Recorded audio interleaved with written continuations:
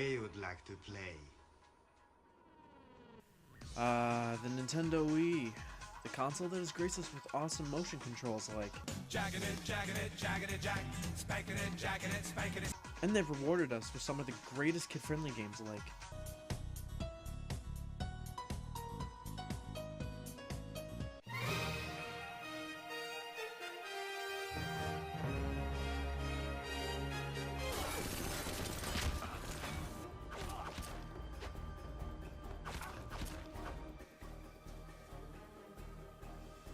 What?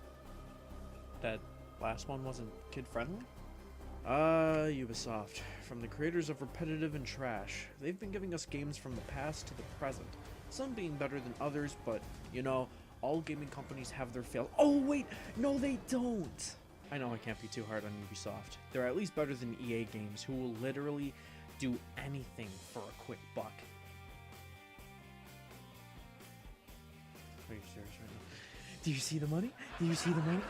You see the money? Do you see the money? Do you see the money? Go get the money. Go get it. Go get it.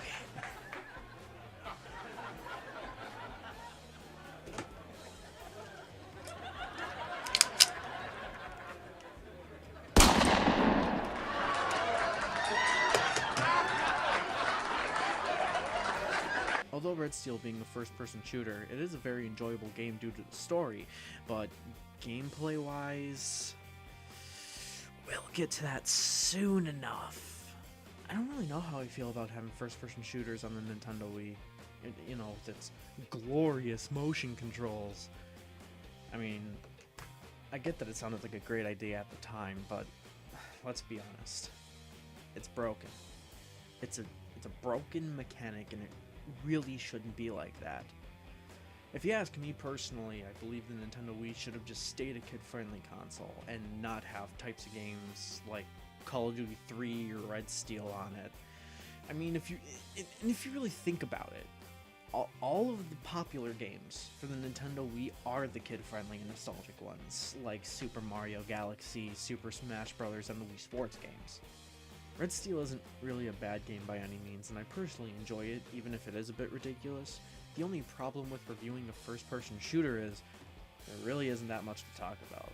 You kind of just walk in a straight line and shoot stuff. That's literally all you do. Like, review's done. But luckily, there is a story to cover. So with that being said, let's go ahead and take a look at one of the most games on the Nintendo Wii. We're playing as a character named Scott Monroe. He was the bodyguard of Miss Sato, showing no affection towards her in the beginning of his job, but now is asking her father for her hand in marriage. We start out in this waiting room to see Mr. Sato, the father of Miyu, CEO of large companies, and also the leader of a Yakuza clan called Satogumi, which, rather than committing violent crimes, deals with legal companies and businesses. As we wait in this room, you can already tell that the graphics aren't really bad for 2006, and we are given a rather interesting tutorial on how to move the camera. Wait, no, this one, just below, look! Oh, no, wait. Look at the one on the left. My favorite. And this one on the extreme right, see? So like a woman, she can't really make a decision, and we eventually get a table in the restaurant awaiting the arrival of Mr.Sato, where we can all sit down, drink some tea, and discuss wedding plans. Sato!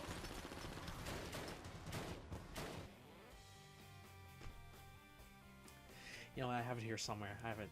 Hold on. I have it. I have it right here. Alright. Let's go into the box a little bit for some... no. Ah, yes. Here it is. Here it is.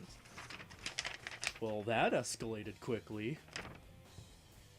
Okay, so in this random turn of events, Miyu's in trouble, and now you have to get her back like the hero you are. Oh my god, Scott! He's dead!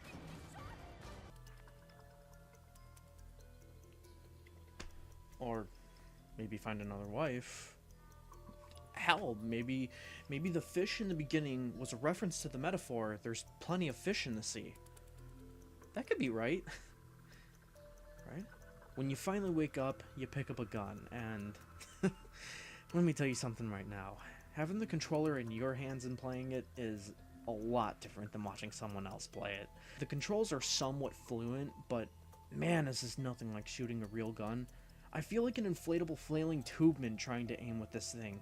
The Wiimote is your entire arm, so if you turn the Wiimote one way, then Scott's will turn that way. And don't even get me started on this shit. If you hold down A, you can aim down the sights, which is better, but again, my arms are made of jelly, so I can't really get it down unless I stay perfectly still. As accurate as that'll make your shot, you'll get hit a lot more, and trust me when I say, it's very annoying to crouch down, wait for your health to go back up, and then fire again at a hitbox that is so precise that you need to be a descendant of Luke Skywalker to hit it. We meet up with a bodyguard. He informs us that we need to Get to the chopper! escaping the vicinity with Miyu and Sato. You go through, surprise, more guards to shoot, but after that it's time to get to the roof and...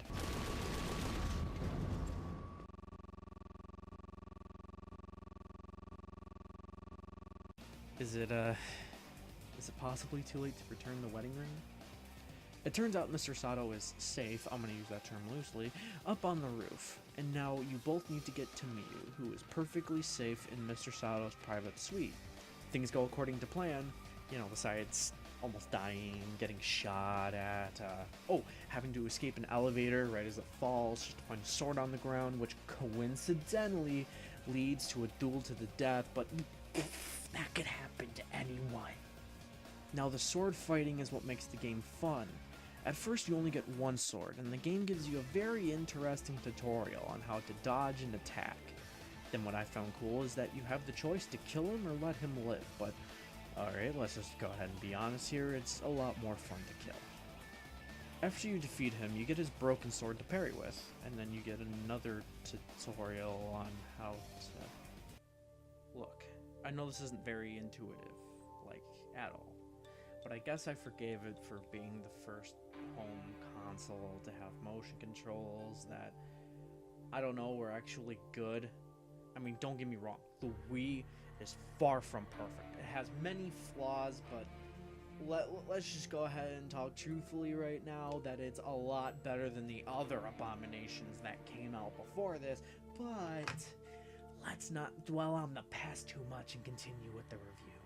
So you and Sato go to the suite where Miyu is along with Mr. Sato's assistant, Ryuichi, and the next thing in line is that you gotta help defend the area to help them escape, then meet back up with them later. But the most important thing is that Sato and Miyu are perfectly safe. Understand, we must wait for my fiancé. There he is! Quickly, honey, over here! もういいです Do as I say, now! Scott!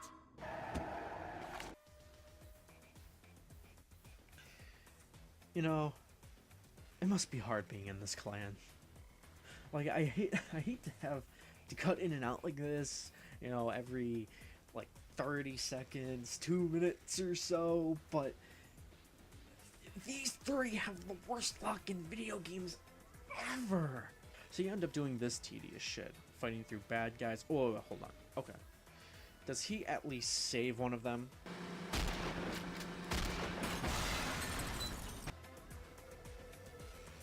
Great. Defeat the driver? Well, shoot him. Why the fuck are you taking out your sword? Just shoot him! Alrighty then.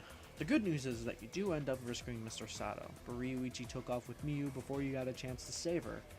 Now comes plan... What are we on, C? Yuichi, that treacherous dog. How could he do this to me? We need to reach Tony Tanaka, my only true friend here. I know where to find him. Yeah, maybe this isn't the best idea. Your other right-hand man that you trust with your life kind of just kidnapped your daughter. Have you learned nothing from this experience? It turns out that Tanaka is actually on your side. Fucking shocker. And gives you a lead on where you should go next. So we make our way to Angel's Heaven, who is owned by Ryuichi's mistress, Angel, to hopefully get a better clue on where we can find that traitorous bastard. Good news, sir. She'll see you shortly. If you want to sit down, I will call you as soon as she's available.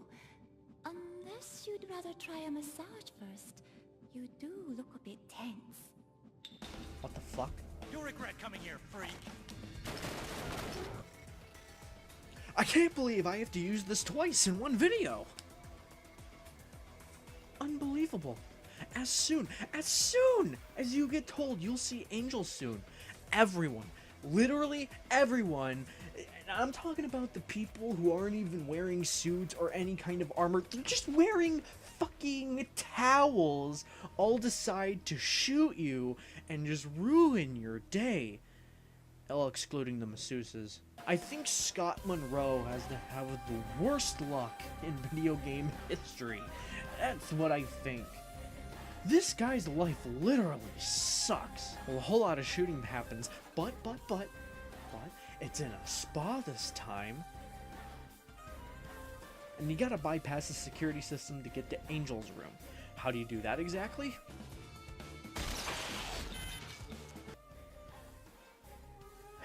Okay.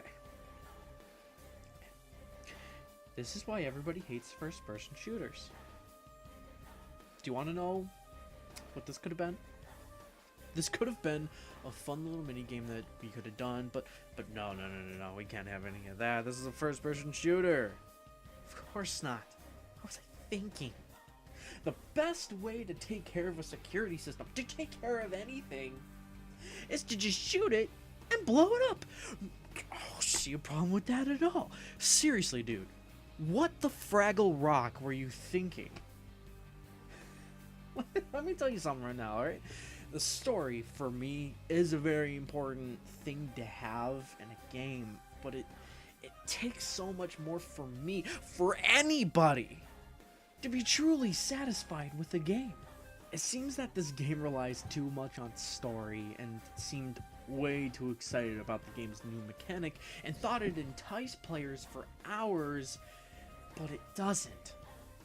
It gets pretty freaking old after the first 10 minutes, believe it or not. One thing, if you notice, the game's design is actually pretty nice. It's pleasant to look at, the designs are unique, and nothing is reused too much. And what I really enjoy is that each level brings you something new, what gives you a whole new environment and a whole new atmosphere to it. It's actually pretty nice because you don't really see that in games nowadays, especially first-person shooters.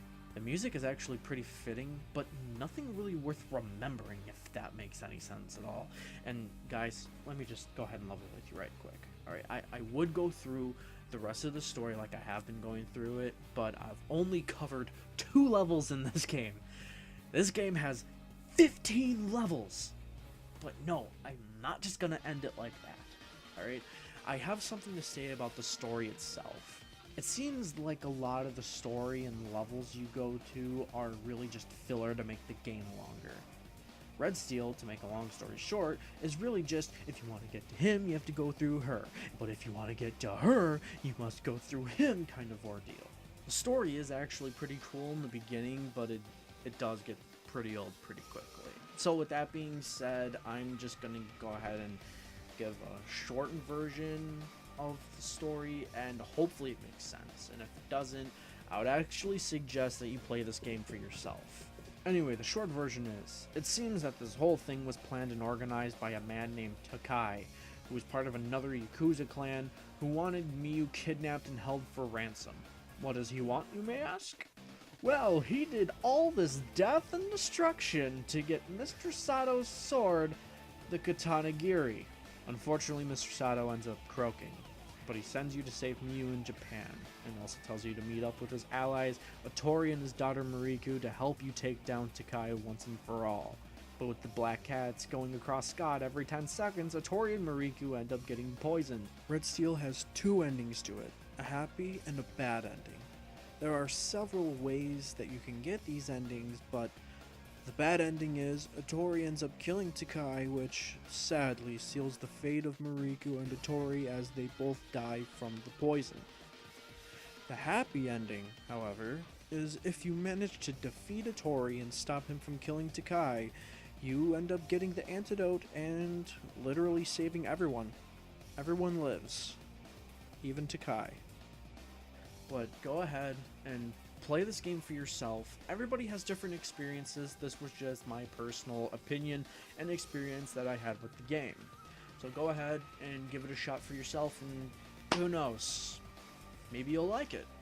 This concludes the review for today. So if you have any suggestions, go ahead and leave them down in the comments down below, and I will see you guys in the next video. I'll see you guys later.